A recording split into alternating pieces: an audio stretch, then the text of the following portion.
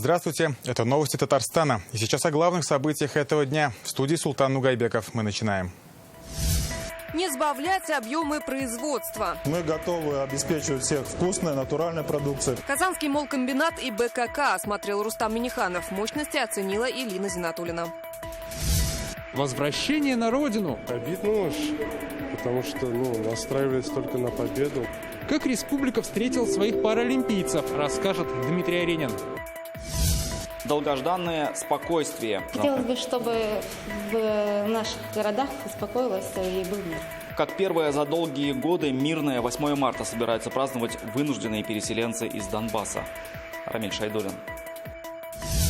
На старте только женщины. Милые дамы, мы, команда КамАЗ-Мастер, все организаторы сегодняшнего спортивного праздника, очень рады вас видеть сегодня здесь. Как в Автограде прошли гонки, посвященные Международному женскому дню. И кто стал лучшей на треке, увидела Гульнара Минниханова. Сегодня Рустам Минниханов посетил 2 казанских предприятия по производству молока и хлеба. Поводов несколько. 8 марта, а большинство сотрудников – женщины, и бесперебойная работа производств в непростой экономической ситуации. Молоко, сливочное масло, ржаной хлеб, пшеничные и булочные изделия входят в перечень социально значимых продуктов. Как отметил президент, основными продовольственными товарами мы полностью обеспечиваем себя сами. Какие меры поддержки будут оказаны предприятиям и чем украсил праздничный торт Рустам Минниханов? Подробности в следующем сюжете. Это новое оборудование для ультрапастеризованной продукции. Современное оборудование и почти 800 сотрудников. Сегодня Казанский молкомбинат перерабатывает 576 тонн молока ежедневно. Президент осмотрел производственные линии и ассортимент готовой продукции. Предприятие выпускает молоко разной жирности, йогурты, сырки, кефир, молочные коктейли, сливки, сметану, творог. Рустам Минниханов поздравил с наступающим 8 марта сотрудниц молкомбината. Женщин здесь больше половины коллектива. Президент отметил, какую важную работу они выполняют. Одна из основ ежедневного питания – это молочные продукты. И сегодня важно сохранить все мощности завода, подчеркивает Рустам Минниханов. Непростое время всегда для всех, но в принципе весь завод и весь коллектив, Рустам Нугайбекович, мы готовы обеспечивать всех вкусной, натуральной продукцией. Мы чувствуем помощь и поддержку и правительства, и министерства. Мы будем поддерживать, на самом деле очень важно сегодня, чтобы комплектующие были, кредиты, чтобы реструктуризированы были. Ну и показатели, маржа побольше. На булочно-кондитерском комбинате производят 60 тонн продукции в сутки. Все виды хлеба, булочные изделия, торты, пирожные, чак-чак. Мы просто покажем, основные продукты. Булки попробовали. Да, хлеб можно тоже попробовать. Попробуем. В хлебном цехе только газовая печь. У нас основное – это газ. По электроэнергии расход очень маленький. В рамках инвестпроектов и господдержки здесь модернизируются производственные линии. Бюджетное финансирование позволяет возместить часть затрат на выпуск социально значимой продукции. В этом году на это предусмотрено 240 миллионов рублей. Это позволит удержать цены на так называемый социальный хлеб. Рустам Минниханов заверил, что все меры господдержки на производстве будут обеспечены в полном объеме. В преддверии 8 марта президент вместе с кондитерами оформил праздничный торт. Его отправят в 7-ю горбольницу, где тоже трудятся без выходных. Женская половина коллектива БКК тоже получила поздравления от Рустама Минниханова и фото на память. Илина Зинатуллина, Сергей Кузьмин, ТНВ, Казань. Рустам Минниханов опубликовал в своем инстаграме фото с видом на букву «З» на здании КФУ. Приветствуя татарстанцев с началом нового дня, президент Татарстана написал «Исян Месяц». Отметим, на фасаде здания КФУ горит буква «З», один из символов спецоперации России на Украине. Такие флешмобы в поддержку наших военных проходят по всей территории страны. В Казани состоялся масштабный автопробег в поддержку специальной военной операции на Украине.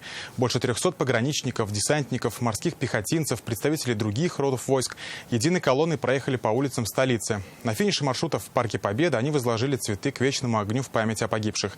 На каждой машине участников автопробега были буквы «В» и «З», которые ассоциируются с армией России. Рамиль Шайдуллин подробнее. Берите все, берите. Берите.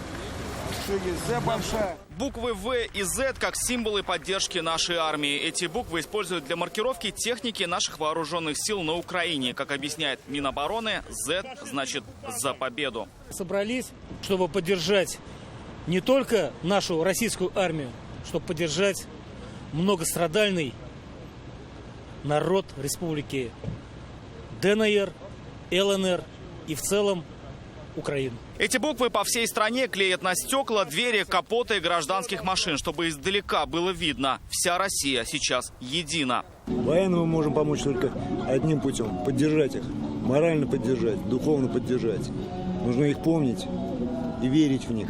Наша армия всегда была непобедимой. Многие участники этого пробега сами военные. Как Ильдар Хасанов прошел Абхазию и Грузию. О том, как порой нужна поддержка Родины, знает по себе.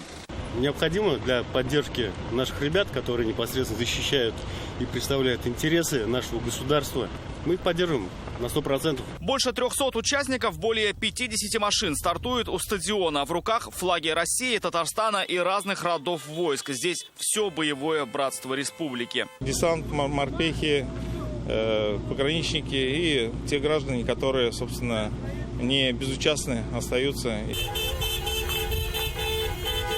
Единым строем в город выезжает большая колонна. Всю дорогу не прекращаются сигналы в поддержку нашей армии.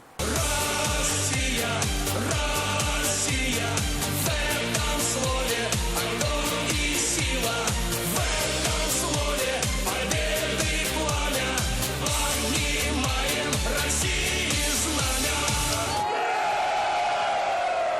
Конечная остановка – Парк Победы, чтобы почтить память военнослужащих, которые не вернулись со спецоперации. Минута молчания. Головные уборы снять, флаги приспустить. В честь тех, кто сейчас на защите интересов России, торжественный марш. Ну, во-первых, все это показали, как у нас какой народ дружный в Казани, да, это во-первых. Во-вторых, получается, мы стараемся поддержать наших бойцов. Для того, чтобы ребята чувствовали, что за их спинами стоит надежный оплот. Всероссийский автопробег объединил все большие города страны. Поддержать российскую армию выехали в Москве, Красноярске, Барнауле, в Ставрополе и других. Рамиль Шайдуллин, Рамзиль Гарипов, ТНВ, Казань. Россия продолжает специальную военную операцию на Украине. Как ее оценивает татарстанская общественность и что думает по поводу санкций в отношении нашей страны? Давайте послушаем. После того, как произошел там переворот, пришли бандеровцы к власти в 2014 году. Но дальше, уже после заявления о том, что они уже хотят приобрести термоядерное оружие, вступить в НАТО, тогда войска НАТО будут прямо у наших границ, что затруднит наши системы ПВО. Поэтому я поддерживаю решение, которое принял Верховный Главнокомандующий и президент страны Путин Владимир Владимирович. Мне кажется, что это надо было сделать уже давным-давно. Почему? Потому что я это сравниваю как бы с болезнью. Когда человек заболевает, ему нужно необходимо срочно обратиться к врачу. То же самое и здесь. Фашизм – это как болезнь. Ее надо лечить сразу, иначе ее можно запустить, и потом от нее исцелиться очень будет сложно. Очень сложно. В условиях санкций мы живем уже с 2014 года, и некоторые области, некоторые отрасли, они уже произошло импортозамещение, как-то адаптировались. А сейчас, конечно, более масштабные, но подготовка к ним тоже была. Это, во-первых. Во-вторых, Россия, она не изолирована, только, в принципе, есть страны, которыми у нас поддерживаются отношения, которые высказывают нейтралитет, сотрудничество с которыми продолжается, и которые могут заместить те продукты, товары, доступ к которым нам перекрыли. В Казани с Пекина вернулись паралимпийцы Рушан Минигулов и Марта Зайнуллина. В аэропорту их встретили близкие и спортивная общественность Татарстана. Участники сборной России должны были участвовать в Паралимпийских играх. Однако Международный паралимпийский комитет за 2 дня до начала соревнований отстранил российских спортсменов. Наша делегация из 71 спортсмена была одной из самых больших и считался одним из фаворитов Паралимпиады. На золотые медали претендовали и татарстанские лыжники, и биатлонисты Рушан Минигулов и Марта Зайнуллина. Как спортивный мир страны отнесся к решению МОК и что сейчас собираются предпринимать? На встрече в аэропорту побывал Дмитрий Аренин. Встречаем участники Паралимпийской сборной России. Марту Зайнуллину и Рушана Минигулову встречают цветами, аплодисментами и плакатами. Для нас вы всегда остаетесь героями. Те поступки, которые совершили международное сообщество, Паралимпийский комитет, мы можем только оценить как просто трус и сестра. Я как тренер всегда думала, что в спорте побеждают честно, по олимпийским принципам. Да? То, что я вижу сегодня, это грязные политические манипуляции. Татарстанские паралимпийцы в Пекине должны были выступать в лыжных гонках и биатлоне. Рушан Минигулов и Марта Зайнуллина на игры отправились в статусе чемпионов мира. На Паралимпиаде 2018 года Марта Зайнуллина из Нижнекамска выиграла серебро и 2 бронзовые медали. Рушан Минигулов из Сабов на играх в Сочи завоевал серебро и 2 золота. Обидно уж, потому что настраивались только на победу, на хорошие результаты, на самые лучшие. У нас в основном конкуренция внутри российской команды. Если ты у нас в сборной в первых местах, то ты на мире или на Паралимпийских играх будешь хорошие результаты показывать. Спортивная общественность республики решение МОК называет издевательством и усматривает в этом недобросовестную конкуренцию. Я считаю, что они всегда готовы и занимать первые места, и вторые, все места. Поэтому я так думаю, что зарубежные немножко и побаиваются наших. Делегация очень большая. Просто над людьми издевались. Сначала их допустили, потом прошло где-то небольшое количество времени, им не разрешили и сказали собирать свои чемоданы. Учитывая, что это люди с ограниченными возможностями, и они летели туда практически полсуток, да, я считаю, что это просто манипуляция, политический шантаж, и, конечно, это недопустимо.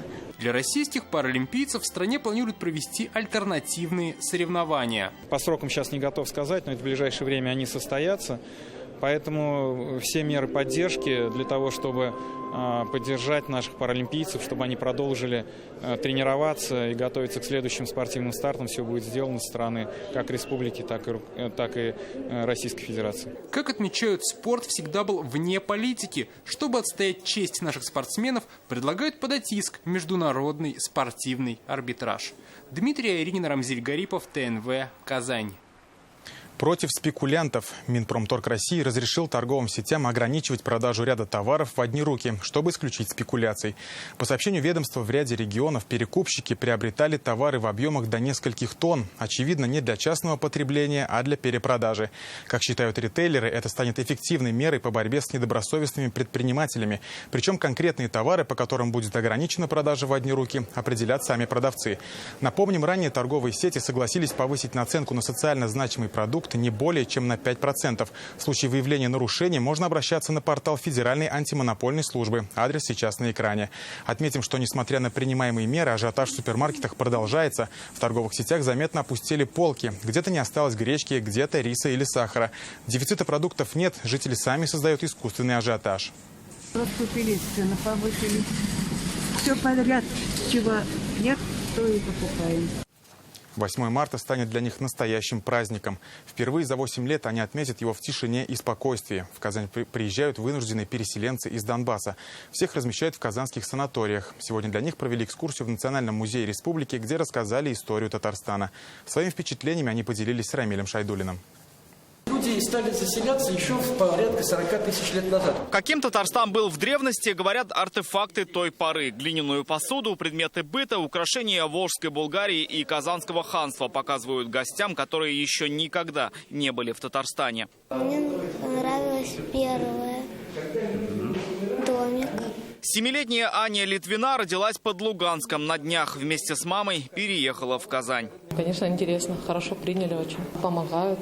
Сегодня для них специальная предпраздничная экскурсия. Хотели, чтобы переселенцы чувствовали себя здесь комфортно. Хотели познакомить их и с историей города Казань, и с историей Республики Татарстан. И показать свое гостеприимство, в том числе в такой сложный период для них. Никита Лункин приехал с мамой и, говорит, впечатлился Казанью. Сейчас уже собираюсь здесь оставаться и поступать здесь. Очень нравится. И народ, и город. Красота. Просто красота.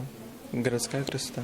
Первобытные мальчики тоже играли в свои солдатики, свои машинки. Солдатские, я утрированно сказал. 10-летний Ярослав Сали интересуется всем, что касается справедливости и добра. Поэтому особо интересна история тех, кто защищал слабых, мечтает стать полицейским. Нравится же охранять Его мама не хочет и вспоминать, как они жили под Луганском. Ярославу было всего 2 года, когда стало страшно выходить на улицу. Хотелось бы, чтобы в наших городах успокоилось и был мир. Завтра впервые за 8 лет Международный женский день. Вынужденные переселенцы встретят в тишине и покое. Рамиль Шайдуллин, Адельмин Дубаев, ТНВ, Казань. Заблокированы на Украине. Перевозчикам казанских грузов нужна помощь. Все подробности в интернет-газете «Реальное время». Первая неделя весны в Татарстане станет по-зимнему морозной. Об этом сообщает Гидрометцентр республики. В регион пришел холодный воздух с северных широт. В ближайшие дни температура ночью опустится до минус 24 градусов. Днем будет минус 18. Прогнозируется облачная погода без осадков с редкими прояснениями. На дорогах гололедица. К субботе немного потеплеет. Минимальная температура ночью составит минус 21 градус. Легендарный советский и российский лайнер Як-42 этой ночью доставили в Лаишевский технико-экономический техникум. Напомним, под учебную лабораторию его передала одна из татарстанских авиакомпаний. СУС готовит будущих авиационно-технических специалистов. Настоящий борт станет для них большим подспорьем. В Казанском аэропорту студенты под присмотром наставников разобрали хвост и крылья самолета. Чтобы перевести судно длиной в 40 метров и шириной в 6,5 метров, понадобилось 2 трала и КАМАЗ. Безопасность контролировали 3 экипажа ГИБДД. Рекордное количество тюльпанов, 170 тысяч, зацвели в эти дни в Набережных Челнах. Несмотря на не совсем подходящую погоду, в теплицах горзеленхоза смогли вырастить 15 сортов цветов. Сейчас здесь самая горячая пора. Надо успеть срезать, упаковать и отправить в магазины. Но цветоводы нашли несколько минут, чтобы рассказать о своей работе Гульнаре Минихановой. В этом году мы взяли новый сорт попробовать. Сорт «Пионер» называется. Попугайный такой сорт. Такое необычное название тюльпан получил благодаря волнистым лепесткам. В этих теплицах одновременно растут 15 сортов тюльпанов. Красные, коралловые, белые, желтые, комбинированные. На любой вкус. И все они любят солнце. Однако в этом году зима была снежной и света не хватало, рассказывает Елена Чемерчева. Сажаем, когда мы тюльпаны, им нужна низкая температура. А потом уже по мере их роста температуру они любят побольше, надо температуру прибавлять. В основном до 18 градусов.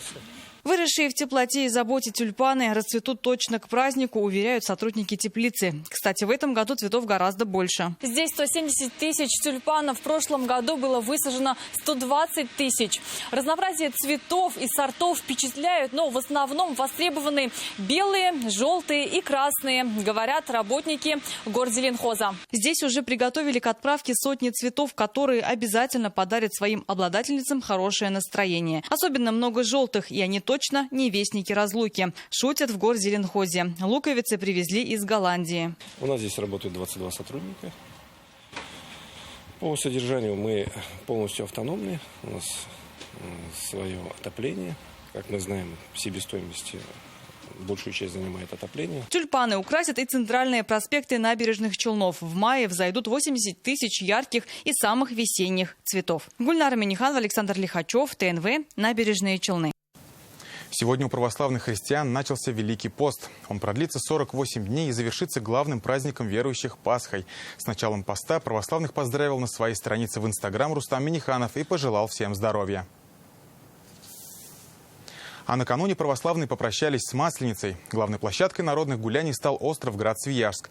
Здесь собрались сотни людей со всей республики и туристы. Кроме масленичных шествий, хороводов и народных забав, здесь можно было научиться готовить блины, как в лучших ресторанах, и пострелять из старинного оружия. Как провожать зиму так, чтобы она не скоро вернулась, увидела Лена Зинатуллина. Гармошки, трещотки и огромное чучело Масленицы. Праздничное шествие на острове слышно и видно издалека. Гости путь держат на главную площадь, где уже соревнуются в силе, меткости и ловкости. Пострелять из старинного оружия или поднять коромысло с березовыми поленьями в народных забавах участвуют целыми семьями. Кто-то подготовил и праздничные костюмы. Мы каждый год приезжаем сюда, каждый год готовимся. Самое интересное – это игры. Вот это масленичное шествие. И вообще то, что все приезжают, здорово, все объединяются. Этот праздник, он отмечался в Свияжске исторически и в 18 и в 19 столетии. Нам удалось его возродить около 10 лет назад, и с этого момента он ежегодно проходит. Вообще празднование весны, прихода, оно свойственно многим народам.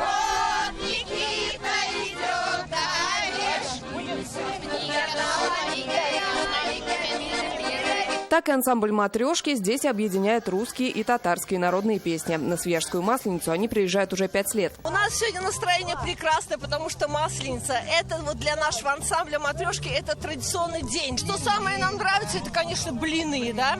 Блины разные, и с творогом. Вот, в общем, у нас даже какой-то есть традиционный день, мы собираемся, и каждый из бабушек кто во что гораздо, кто какие блины принесет. Вот у нас такая традиция есть. Можем украсить перьями лука. Приготовлению главного блюда праздника здесь учат шеф-повара. Профессионалы уверены, на Масленицу они получаются особенными. Здесь вкладывается вся душа. То есть это же праздник, ты же накрываешь стол, то есть ставишь традиционные блины, мед, сливочное масло, разные начинки. Здесь они получаются вкуснее, потому что люди готовить начинают с душой. Со всей широтой души зиму провожали хороводами, песнями и танцами, традиционно открыв дорогу весне сожжением чучела Масленицы.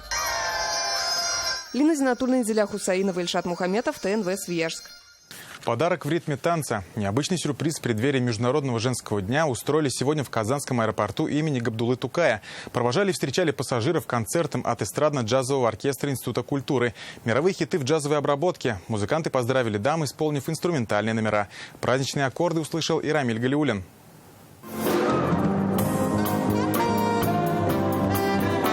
Так, привычный ритм ожидания своего рейса прерывает ритм джаза. Барабанная дробь, звуки трубы, и пассажиры, забыв обо всем, замирают в восторге. Исполнители – эстрадно-джазовый оркестр Казанского института культуры. Командует парадом дирижер Александр Козлов. Говорит, репертуар готовили тщательно, специально для милых дам. Есть и сложная музыка джазовая, и с джазовыми серьезными импровизациями, и есть проще просто эстрада. Вот. Ну, мы выбрали такую некую альтернативу, так скажем, которая будет понятна простому слушателю. Здесь люди могут танцевать, они могут подпевать. Вот. А когда мы на больших сценах, мы просто для публики играем. В оркестре 20 ребят. От них музыкальный подарок к Международному женскому дню. К слову, такие мини-концерты для воздушной гавани уже стали традицией. Для некоторых категорий пассажиров авиаперелеты связаны с определенными стрессами. Это позволяет снять стрессовую ситуацию для пассажиров, которые нервничают перед полетом. Они вылетают с хорошим настроением. Настроение удалось поднять сполна. Сюрприз не оставил равнодушными представительниц прекрасного пола. Музыка, она всегда помогает, музыка всегда настроение повышает, дает жизнь. Никто не поверит, что ты приедешь в другой город, и тебя там будут встречать с оркестром. А тут приезжаешь, и тебя встречают с оркестром. Класс. Супер, очень понравилось. И знаете, немножечко мы даже забыли, что отложили наш рейс. Вылет по направлению «Хорошее настроение» прошел по расписанию. В этот день все ради этого момента – женской радости. Рамиль Галиуллин, Ленар Хузяхметов, ТНВ, Казань. На старте одни женщины. В Набережных Челнах прошел открытый зимний турнир по картингу. Его еще называют женскими гонками и посвящают 8 марта. Соревнования проводят ежегодно с 2017 года. Помогает КАМАЗ и лучшие гонщики мира – команда КАМАЗ-Мастер. Ранее в гонках участвовали только жены пилотов «Синей Армады». Со временем почувствовать себя гонщиками захотели и другие женщины Автограда. О том, как спорт сильных объединил красивых, Гульнара Миниханова. Милые дамы, мы, команда КАМАЗ-Мастер, все организаторы сегодняшнего спортивного праздника, очень рады вас видеть сегодня здесь. Не каждый день Владимира Чагина можно увидеть в окружении стольких женщин. Притом гонщиков, как правило, в его команде только мужчины. Сегодня особый случай. Лишь раз в году на трассу выезжают леди. Если вы после сегодняшних соревнований оставите в своей жизни приятные воспоминания и эмоции, будете еще более уверенно чувствовать себя на дорогах общего пользования, находясь за рулем. Это будет лучший результат, это будет лучшая благодарность в наш адрес. У истоков женских гонок стояли жены пилотов «Синей Армады». Мы приглашаем всех девушек команды КАМАЗ-Мастер вместе с ПАО КАМАЗ. Организовали такой праздник, в котором может принять участие любая девушка в преддверии 8 марта. 5 лет спустя это уже массовый заезд для всех женщин Автограда. На участие в гонках заявилось 150 женщин, а только лишь 48 смогли пройти отборочный этап. 8 из которых проходят в классе Honda Master. Мы сейчас наблюдаем эту скоростную гонку. гонку. Остальные 40 проходят в классе Honda. Девушкам приходится использовать всю ловкость и мастерство вождения. Управлять картингом намного проще, чем автомобилем. Все же сложность есть в особенности площадки. Обледеневшее покрытие и мороз создавали дополнительные трудности на гонках, говорит Анна Исмайлова. Девушка впервые принимает участие в соревновании. Драйв такой. Очень круто, мне очень все нравится. Единственное, прям очень холодно на трассе, там теплее, но когда едешь, прям вдувает очень сильно. Дарья Яковлева участвует в соревнованиях с 2017 года. Ее супруг Евгений является штурманом экипажа Эдуарда Николаева. Любовь к гонкам – это семейная. В прошлом году заняла 1-е место. В этом году претендуете? Как думаете? В этом году не знаю, как повезет. Не могу ничего сказать пока. По итогам соревнований самой скоростной в классе Honda Master стала супруга Эдуарда Николаева Оксана. Вслед за золотым бедуином мужа она стала лучшей в зимнем картинге. В классе Honda отличилась Инна Кожинова. Среди блогеров победитель Айгуль Саримова. Гульнара Миниханова, Александр Лихачев, ТНВ, Набережные Челны. На этом пока все. Еще больше новостей в наших соцсетях ВКонтакте и Инстаграм. До встречи.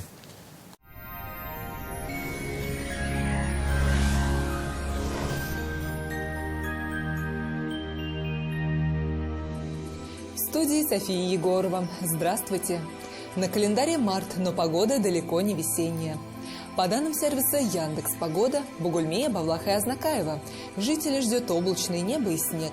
Днем -9, к вечеру до -20 градусов.